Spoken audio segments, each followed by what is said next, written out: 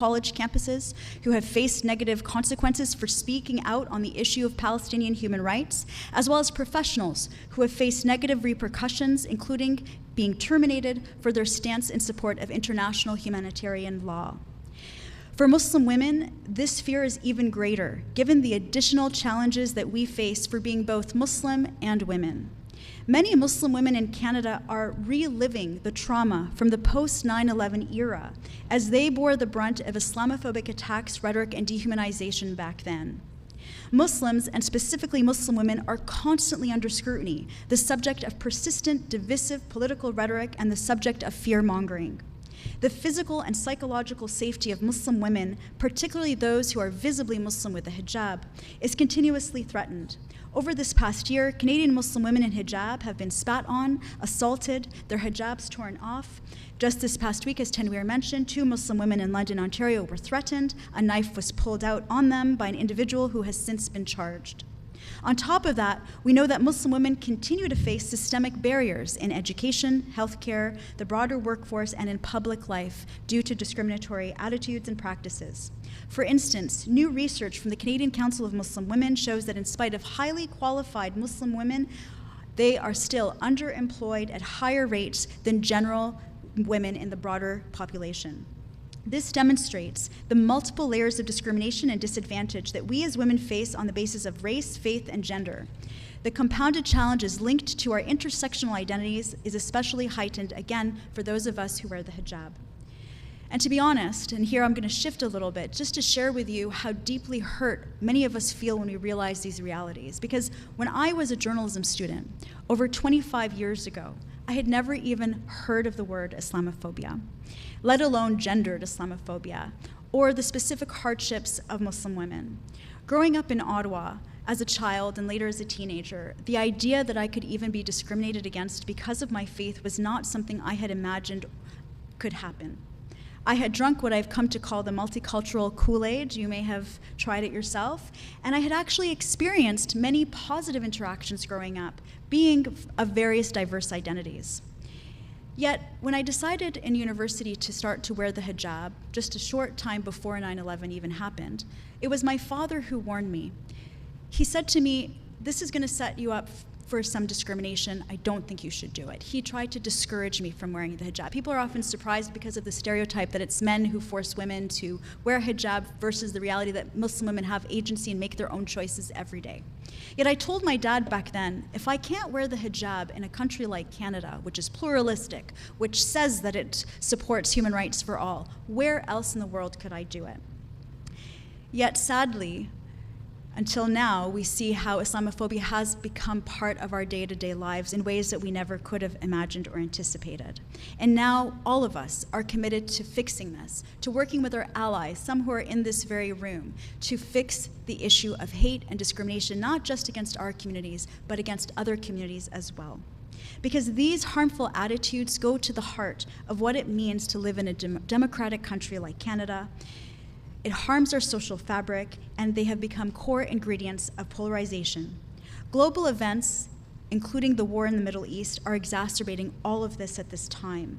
And once again, we find our communities in a spotlight that no one asked for, which casts a pall of suspicion on us, where we see demonstrations for Palestinian human rights as described as terrorist demonstrations, terrorist supporters, Hamas supporters, when of course they are all about standing up for the rights and the human rights of Palestinian people.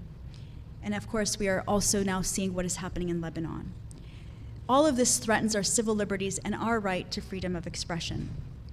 So we are not going to allow this to take the narratives from us, and as Tanweer said, we are going to reclaim our narratives. And the vision is simple. Canada must be a place where everyone, including Muslims, are able to participate in every aspect of society while freely practicing their faith and expressing diverse identities without fear, without hate. I'm going to briefly share a few examples of solutions that I hope that many of you will get to know more about. The federal government is working to lead this work on how to provide better support for organizations to address racism. Just last week, the Government of Canada launched its Action Plan to Combat Hate, which complements its anti-racism strategy. Both these initiatives provide funding opportunities that I hope you will explore through the Department of Heritage. And today I'm accompanied by Ruchi Gill, who I'll ask her to take a stand. She is a senior program advisor from the Department of Heritage and who can help support your initiatives on combating hate and addressing anti-racism. Now, my office works to complement this effort and hoping to influence the government along 3 key outcomes. Number 1, Muslims must live lives of dignity and enjoy their charter rights free of discrimination. 2, we must tackle online and offline hate to ensure everyone's safety. And 3, we must eliminate anti-Muslim bias within the federal public service.